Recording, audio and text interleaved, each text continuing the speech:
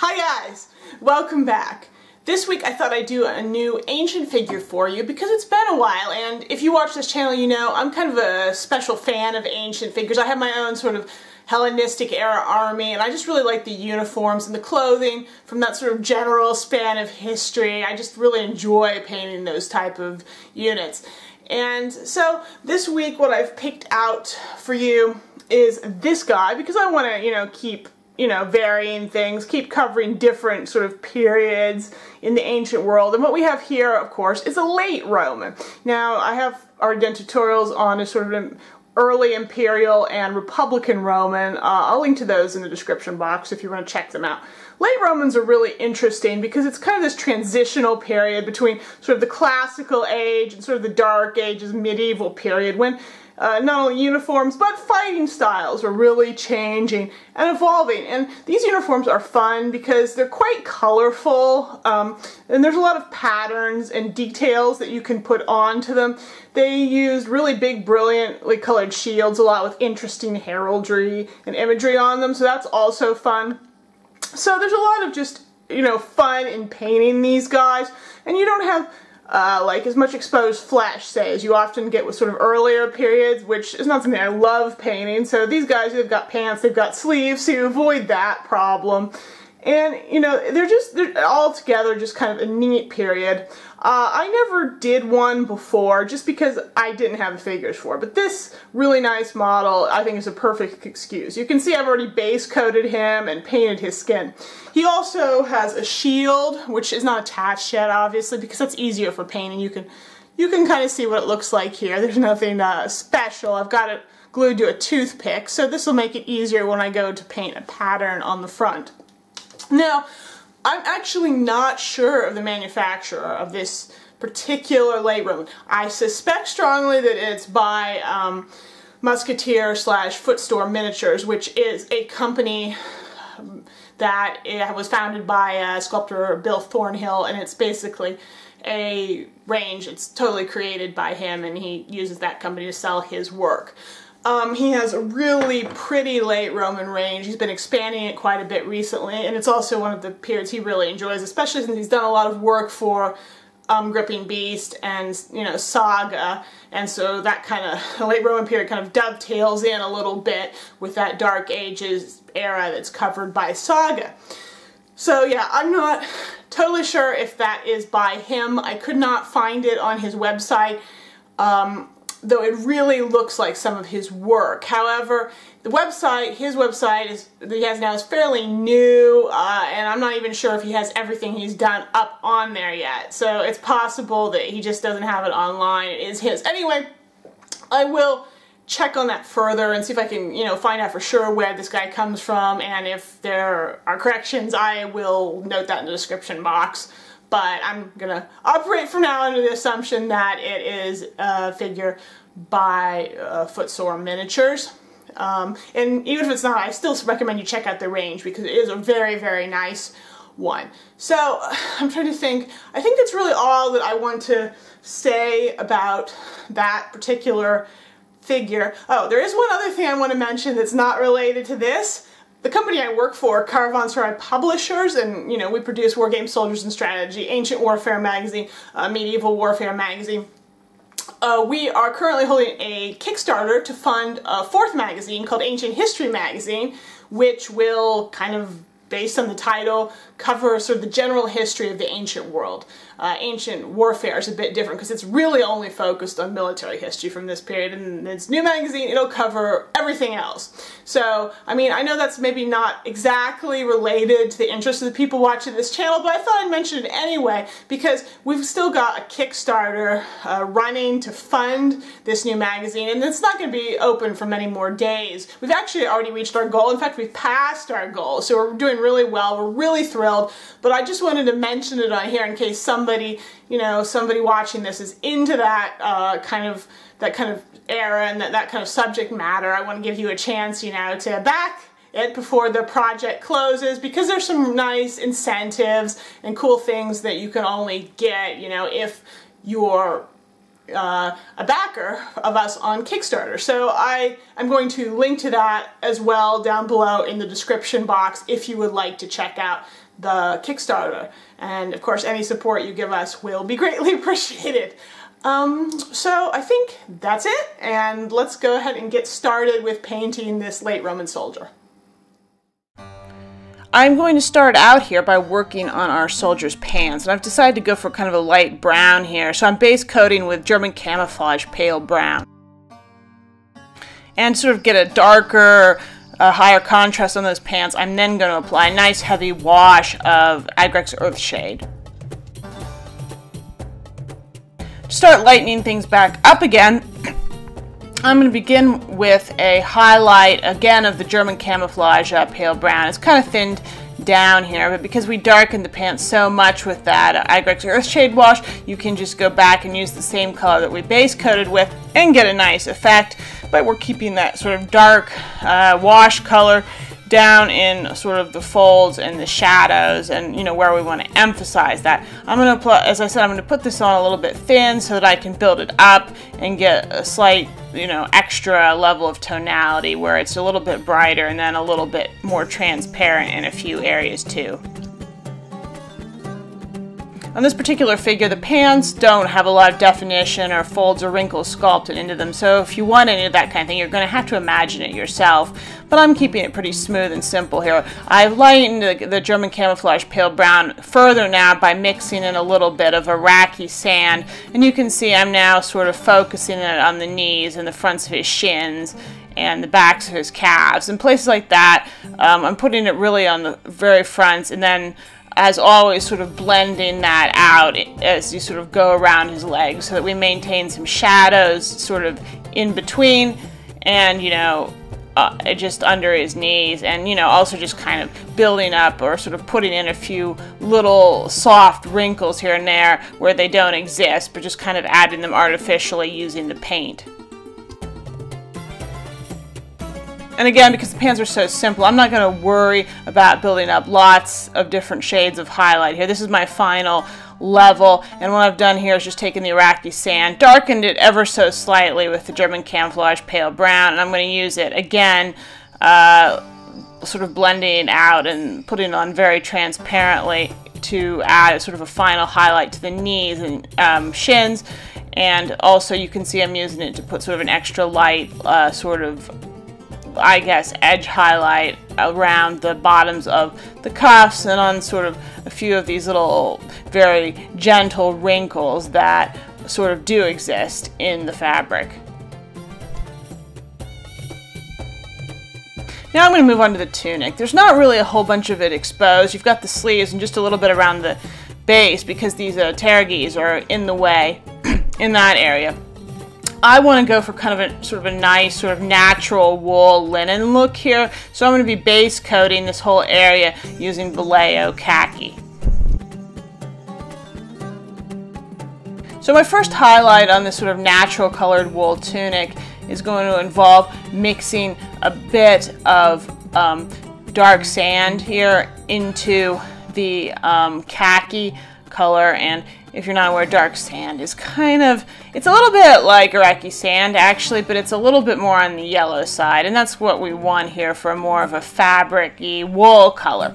So I've got that, I'm sort of applying it first to the sort of the areas that I want the lightest, and then blending it out. Now, since the khaki base color is fairly dark, and this color we're applying over it is a light, kind of transparent color, to really build it up to its maximum potential, you're going to have to apply several layers. And also because you're putting this lighter color over a relatively darker color, the coverage is generally going to be a little spotty and uneven, which is another reason you're really going to want to go and build up layers here, because if you don't, you're not going to get sort of a smooth, even looking paint job. So yeah, you're definitely going to have to build here, and pay attention as you apply the paint that you get as smooth of layers as you can. Don't worry if they're not coating as much as you want initially. You can always go back in and apply another one to get a deeper color. Just make sure that the layers are smooth when you put them on.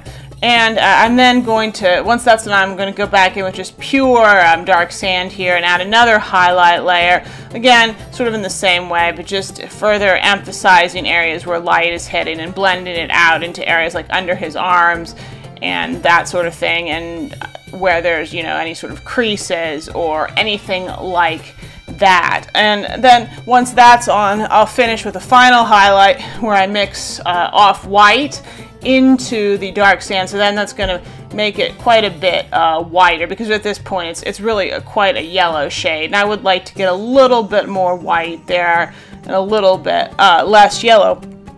And I mean, you could have just started here with the dark sand as a base, but by building it up over that khaki, you get this more sort of warm, sort of natural wool effect due to just sort of the way the colors interact and the sort of the transparency effect of the lighter colors over the darker colors. And you wouldn't get that had you just started from the sort of dark sand color and layered up to kind of a whitish shade. And even though you can do a whole bunch of different potentially interesting color palettes on a Lightroom, so I'm going with a really very classic combination here. So we've got that sort of light brown, that sort of natural white, kind of cream colored wool, and then of course red.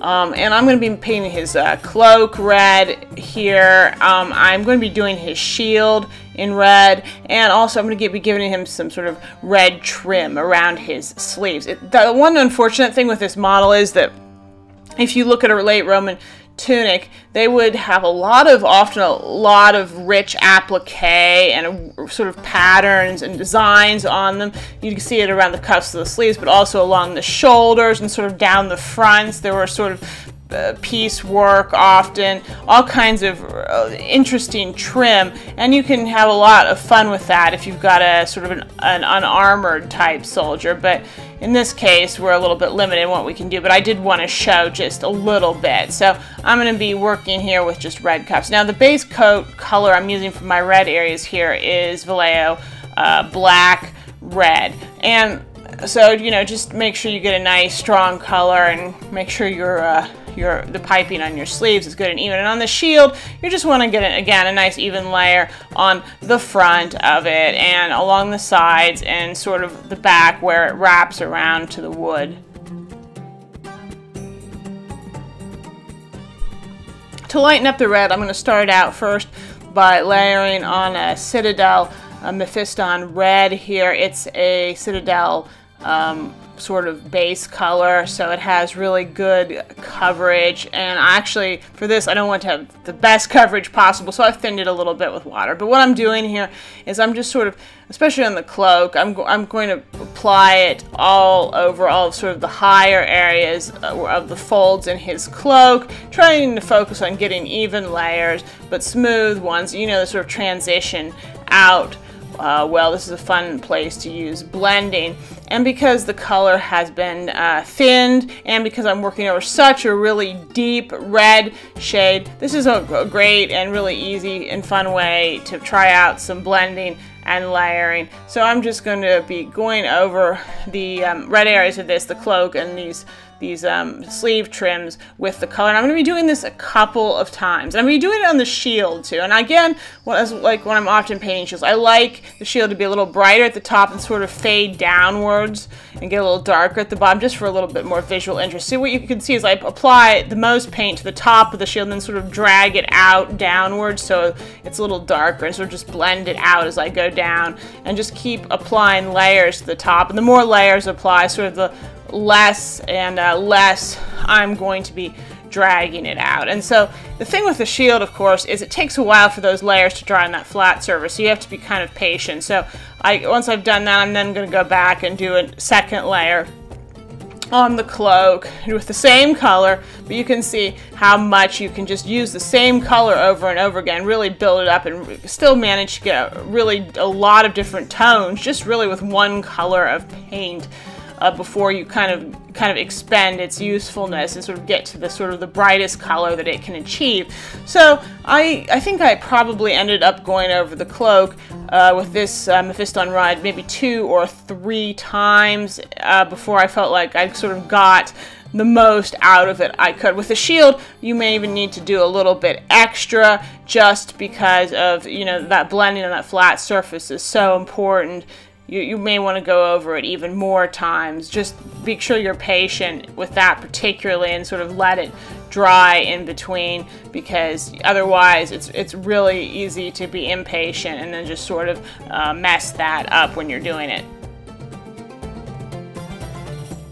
Now I'm going to continue highlighting the red even more, and now I'm using Evil Sun Scarlet, which is also from Citadel, and this is a Citadel layer color. It's a very bright, really kind of fire engine red, as you can see, and it's real thin and transparent out of the bottle, so you won't have to worry too much about thinning it. But now I'm doing just the same thing I did before.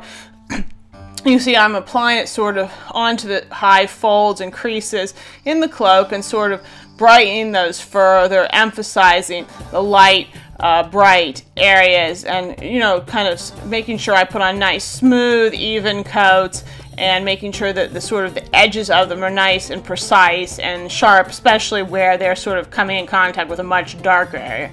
Obviously on the cuffs that's going to be pretty easy. Just make sure you highlight sort of the top areas where light is hitting and let it sort of fade around to the back. And just like with the last shade of red we applied, you're going to need to layer it on several times to get it to hit its kind of maximum potential. I'm applying it to the shield in just the same way. You can see I'm putting it to the top and making sure that's the brightest, and then just dragging it down and blending it out. If it helps, as you get towards the bottom, you can add a little water or wet your brush, you know, kind of wipe it off so that the paint is not as thick or dense down there.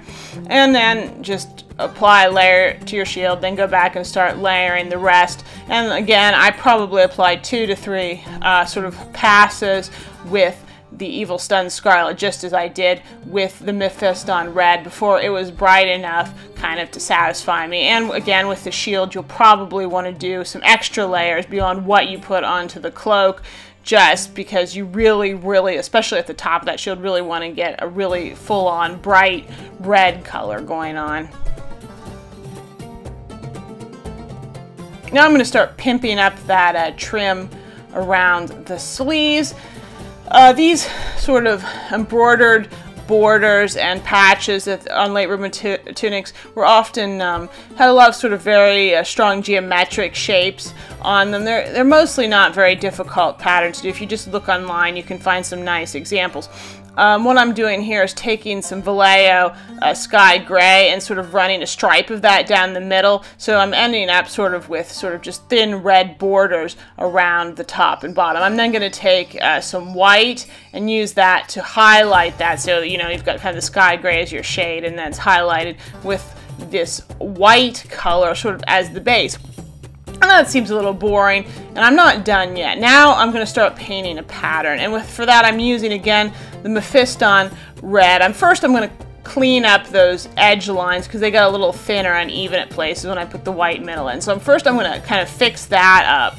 Now I'm going to start working on a pattern. Now you're probably going to find this a little difficult with a number 1 brush, so I suggest you switch to a smaller size. I am actually using a 00 here. You could use probably a 0 and get away with it, but I didn't have a good one on hand. But I've got the paint nice and thin, so it really flows. And what I'm going to be painting here is sort of a diamond pattern. It sort of alternates between closed red diamonds, as you can see, and sort of outlined white diamonds. And I'm just going to run that very carefully around those cuffs. I'm also then going to go ahead and put a little dot in the middle of the open diamonds. You can also add extra lines or whatever. You can get as complicated or simple here as you want.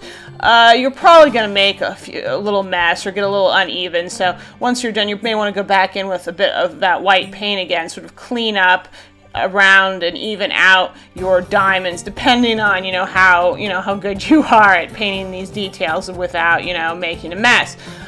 You may also, and I also certainly wanted to highlight the pattern a bit, so I took a bit of that Evil Sun Scarlet again, and I used that to very carefully add some even brighter areas of red, not everywhere, but particularly where it was really going to show. So, I made it count, like on those solid red diamonds, for example, where there'd be light hitting, I highlighted those extra, and maybe also on the sort of the red outer border, you can highlight that a little bit more with the Evil Sun Scarlet if you want, just so that you can get some more sort of different tones going on in your pattern.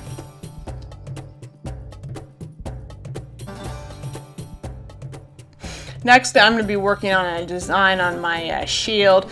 it's kind of hard for me to hold on to this in a way that you can see it while I paint, so I apologize if this is a little bit awkward. Again, I'm using the sky gray here as my base color, and I'm going to be painting a very common sort of late Roman motif. There were a number of the shield patterns that they used, and they were all real fun. Most of them are really bold, really graphic, and a lot of them are not too difficult to paint. There are some more complex ones if you're feeling ambitious, that actually involve portrait faces and, you know, really kind of crazy stuff. I mean, you can think of Dura Europa shield, for example. Okay, that's a little bit earlier than the period we're dealing with here, but still, there's some really very elaborate shield designs from this period, but there are a lot of just really simple, easy ones. And this is the Chi-Rho motif that I'm doing here. So that isn't, so, you know, like the Greek letters, because, you know, there was a lot of Christian symbology obviously being used in this period and being used in the Roman army. So I'm going to be painting that. I'm going to be sort of working on that pattern here, sort of trying to get a nice smooth thing. And you've got these sort of crosses, and then this vertical line is going to be look sort of like a P shape when I'm done with it. There's also going to be some little sort of serifs you'll see on the ends of all my lines when I have basically completed the design. And you know, you can just choose to leave the design like this with just the Chi-Rho, but you can also, and as I did, I've seen examples of it, I'm also going to add an alpha and an omega symbol to the right and left hand side, as you will see in a minute, to, you know, just make it even a little bit more interesting. Once I've got sort of the groundwork for the design worked out in the sky gray, I'm going to start going back over it with white now, just to brighten it up. As you can see, and just as I did with the red, I'm going to start applying the white more to the top half of the design. So, you know, above the shield boss, I'm going to try to get a really bright white color, which involves, you know, really layering on the white at least several times to sort of build it up to the maximum amount. And down below, I'm not going to apply as many layers, and I'm going to blend it out, particularly towards the bottom, so it's actually still kind of gray at the very bottom of the shield. And this is really just, again, a question of just carefully layering the white on, building it up as much as you want. You may ask, why did we put the sky gray on here to start? Well, again, it's just a whole thing about transparency. That gray shows through in some places, and it just gives the whole thing a little bit extra dimensionality, especially around the edges of those designs. You're going to see a little bit of that light gray, and it really just helps add just something extra to the pattern. So that's why I recommend when you're doing these patterns, you should always try to work with at least sort of 2 colors, because you'll just get a little bit more, just a bit more of a rich result in the end. At this point, I'm going to be base coating on the leather areas on the figure, which are going to include his boots, his scabbard for his sword, and his sort of belt and hardware, along with the back of his shield. And I'm going to be using Vallejo German Camouflage Black Brown for this purpose. Now, the shield back is obviously wood, and it's going to end up kind of a radically different color when I'm finished, but this really super dark brown is still a really sort of good beginning point in that process. I'm then going to leave the shield alone for a minute, especially since it was a big flat area. It tends to take longer to dry, so I just want it to sit. But I'm going to go on and just sort of finish painting the leather. So first, I'm going to take some Foundry Bay Brown Medium, and I'm going to be applying that pretty much to all the leather areas pretty generously. On the shoes, I'm going to be a little bit, maybe a little bit more careful. I want to leave some sort of hints of some creases and folds in those shoes, and some sort of shading underneath the sort of the trouser legs. But on the belts, you can see I'm going to be kind of putting it everywhere. I'm going to build it up a little bit more in some areas just so it feels a little bit brighter. Then I'm going to take some Foundry Chestnut Shade, and I'm going to start working that over the leather. I'm going to be applying it quite thinly here. I don't want it to get too red or to get too thick. I am going to build it up more in some choice areas, like on his toes and heels, just applying a few more layers, but other places I'm going to keep it thin, trying to subtle, blend it out. On his sort of belts and his scabbard, I'm going to really kind of apply it to the edges, or at least one top edge, and then sort of make sure it's brightest there and sort of let it fade out and blend down from that point, as you can kind of see, but I'm not going to let it be too strong. So in some places, if I feel like it gets too strong, I'll even just sort of wipe it off or thin it down with some water. And then finally, to finish the leather areas, I'll take some Foundry Chestnut Medium again and just kind of repeat the process, but just be even more subtle with it. So again, you can see it's going on the toes of these boots there and the heels, but just a smaller, thinner amount, and again, quite blended out. And on his belt and his scabbard, really, I'm going to be using this color really quite carefully. It's just a very slight edge highlight. I'm not even really going to attempt to blend it out much. I just want it sort of as a thin line sort of running along those top areas, or where I expect light to be hitting the most on those pieces, or there to be wear, because it's sort of this hard edge that would sort of get, you know, lightened, or the leather would get braided from sort of rubbing or touching. Now, one thing I have to say I hate on a lot of ancient figures is painting spears, because I really just dislike plain wooden spear shafts. They're annoying to paint, and they're annoying to look good. But late Roman spears can be a lot of fun, because they had a sort of a tendency to like to paint their spear shafts in kind of bright, interesting colors. They made these sort of striped motifs a lot of time, which is really kind of neat. So what I'm doing here is I'm going to be doing a sort of a red and yellow stripe on my spear shaft.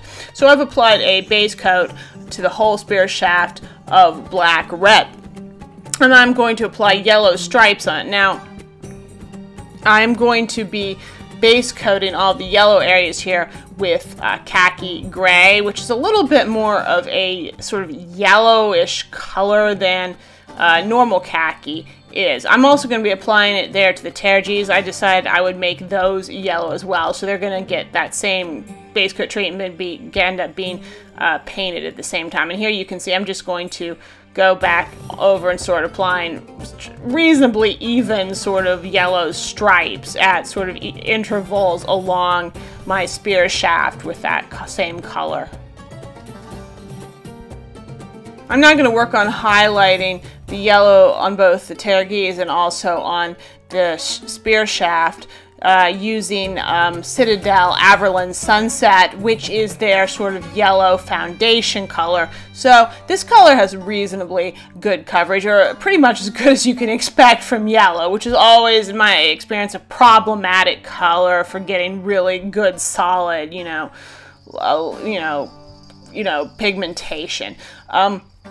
On the tergies, I'm really sort of applying it most strongly to the bottom and sort of blending it up so we get some shade at the base. And then on the spear, you can see I'm applying the brighter yellow to the top and sort of then blending it down so that you ended up with a darker, more shaded effect on the bottom, and then it's thicker and brighter towards the top. But I try to blend it out nonetheless, just to make sure that you get a nice, smooth, even effect. I don't really want it to drop off completely.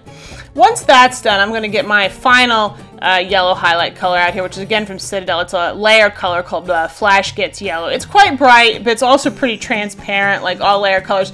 So the main thing you want to do here is make sure you apply it smoothly and evenly. Maybe not, it may take you multiple passes to get up as bright as you want and build it up as much as you want. Again, I'm applying it most heavily to the bottom of the tergies, and then making sure it's a little darker and it gets a little more faded and warmer towards the top. And on the spear, same thing. I'm applying the color to the top and blending it downward, but again, I'm just going to blend it downward a little bit less, so there's really a bright yellow sort of top, and then it's more sort of just darker to the side and bottom. Now I'm going to just quickly highlight the red stripes on my spear. I'm using the same colors I used before to highlight the cloak and shield. So I've got here again Mephiston red, and I'm again applying it to the top of the spear and blending it downward so it's darker on the bottom and fades out, but again, I'm blending it so there is a nice smooth transition. Once I've done that, I'm happy with it, I'm then going to go back in again, but then with Evil Stun Scarlet, and I'm going to apply it again just to the top of those red stripes and blend it out, but then just a little less far than I did with the earlier layer of Mephiston Red. Now I'm going to work on the wood of the shield a bit. I am going to be taking a mixture of Vallejo chocolate, brown, and khaki here. And you can see I'm going to be running it along the sort of individually sculpted planks that are visible in the shield and just leaving clear, darker lines in between that. Once that's dry, I'm then going to move on to just some pure khaki, fairly thin. I'm going to be doing the same thing. You can see how I'm focusing it in the middle of those planks and just kind of smoothing it on. You can be a little rough and streaky with this because there's lots of grain and sort of lines in the wood, and you can just emphasize that a bit. I'm, again, going to make sure that the shield is a little bit lighter towards the top than the bottom, so you're going to apply more layers or apply paint a little bit more thickly, basically up towards the top, and then let it get a little vaguer down towards the bottom. In order to start highlighting, I've taken some sky gray now and mixed it into the khaki, and I'm using that again just sort of to build up some sort of streakiness in the wood, which I'm focusing at the top, except I want there to be a clear edge highlight to sort of define where each of the planks are, so I'm kind of lining a line along there, and I'm going to do that all the way down to the bottom. And then I'm finally going to finish by taking and mixing even more sky gray, and so it's quite a gray pale color now, and I'm really using that now as entirely as an edge highlight along the sort of edges of those planks, though I'm not going to worry about getting it, in this case, as it gets really light like this, towards the bottom. Wow, this model is complicated, isn't it? It takes a long time to paint all these different things. We're finally ready to work on the steel and sort of silvery areas, I guess, of this model. I've made a base coat here that's a mixture of German gray with a little bit of Vallejo gunmetal in there. And there's quite a few areas that need this treatment, so you can see I'm going to be painting the chainmail, and you're going to want to do that very carefully because we've got it sort of adjoining a lot of other areas that are finished, so you're going to want to, you know, really watch yourself here. So I'm going to base coat that. I'm also going to be base coating the tip of his spear. You can see sort of the point with this color, and then the final area that needs to get this treatment, of course, is going to be his entire helmet. So, you know, just get your base coat on all of these places. And then also don't forget his shield boss. His shield has got sort of a metal front and back piece, and they should also be painted in a steel color. At this point, you're probably going to want to break off that toothpick that was being used to hold the shield. That way you have better access to that sort of inner shield boss area, but you realistically don't need it anyway, really, to hold on to the shield. Since there's so much steel on this figure, I want to be a little bit more subtle in my highlighting. So now I've made a mixture that just kind of adds a bit more of the gunmetal into that sort of dark gray I already had, so you can see it's just a lot shinier. And I'm going to start just going back over those areas and lightening them up. On that spear point, you want to sort of make an artificial definition between the real point of the spear and sort of the metal cap or shaft where it fits over the rest of the spear. So I'm going to make sure I kind of leave a dark dividing line there. And then on his helmet, you just want to, at this point, this color is so light, you just want to paint pretty much all the areas. You just want to make sure you leave sort of dark dividing lines between the flaps and those sort of different pieces of his crest. And again, you can start defining separate pieces here too on the shield boss. So I'm making sure I really highlight the round ball and the sort of the edge, the side pieces, but I'm going to make sure again that I leave dark dividing lines wherever possible, just to start really building up definition. You can also lightly run this over the chainmail just to start getting some slightly highlighted areas. You want to just sort of slightly overbrush it because you don't want it to go down in the folds.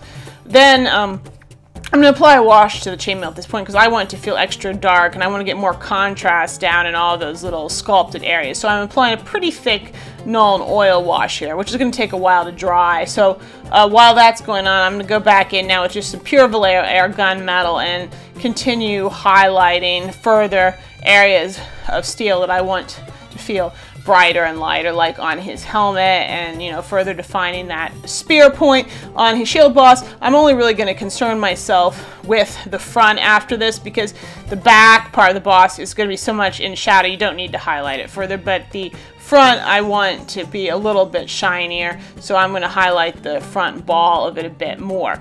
And I'm still, you know, I still want things to get brighter. I'm still not done. So now, because these areas really do need to be shiny, so now I've got some Vallejo Air steel, which I'm using here, and I'm going to be, you can see, really, especially making an effort to get really shiny areas on the helmet. You're going to want to do this really carefully so you don't lose those nice dark dividing lines that you've got going on. You can see how there's a real clear sort of definition between the spear point and shaft now. And you're going to want to use the same bright steel to get a nice bright highlight on the front of your shield boss as well. I would not recommend using this to highlight your chainmail because it's just going to be too shiny. What you can do, though, after the wash is dry in the chainmail, you can go back and lightly overbrush some areas, which is plain gunmetal, just to sort of lighten them up and get a little bit more sort of tonal variation going on.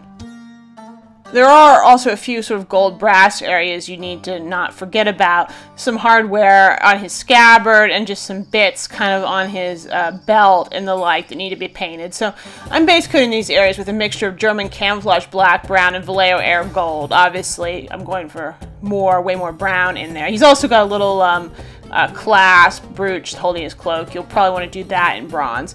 And then going to go back in and highlight that with pure Vallejo Air gold. You can see here in between I'm just putting a little bit more overbrushing onto that chainmail because I didn't feel like it was bright enough, but I actually got it too bright at this point. And then I had to go back in with another Nuln Oil wash just to darken it down, and because I got too much paint down in the fold. So, you know, luckily with chainmail it's really forgiving, and if you mess it up you can just keep going back over it and correcting it until you're happy with it. Now, once I applied the gold highlight to those bits that need it, I did mix a little bit of steel into my gold just to get one final highlight, and that I'm just very lightly applying to a few edges of the gold pieces just to really make them look shiny and blingy where I feel that that's appropriate. Really, the final step on this figure is to glue the shield into place. I just put a good drop of super glue on the inside of the boss, and now I am sort of, I positioned it the way I wanted it on the front of his fist and just glued it down. I'm then going to take a little bit of Igrex Earthshade, and I'm going to use that on the back of his shield just to sort of get some extra contrast around the inside edges and towards the bottom, and sort of emphasize some of those shadows that you'd expect to be there because it's being so sort of close to his body like it is. Okay, and here is our finished late Roman soldier. I am incredibly pleased with how he came out. But at the same time, I'm not really surprised because, as I said at the beginning, I really love ancient figures as a rule. I enjoy painting them. I enjoy the color palettes, the designs. You know, I really just like everything about them. And I think that enjoyment tends to come through in my work and, you know, the effort that I put in. This color palette ended up being a very classical one. You know, it's almost quintessentially kind of what you think of when you think of late Rome, sort of the browns, the creamy whites, the bright reds, and then some other sort of brilliant color, in this case yellow, but you could have just as easily gone with blue, green. They all would have looked good, or you know, you could have skipped the red and gone for a variety of other shades. But I love these figures. They really have everything. There's a lot of color, a lot of opportunity for neat designs and patterns, but at the same time the uniforms are relatively simple, and they avoid some of the pitfalls of both earlier and later figures in terms of, you know, complexity. And yeah, so I don't know what else to say about this, and I'm just really happy with it. As always, if you enjoyed this video.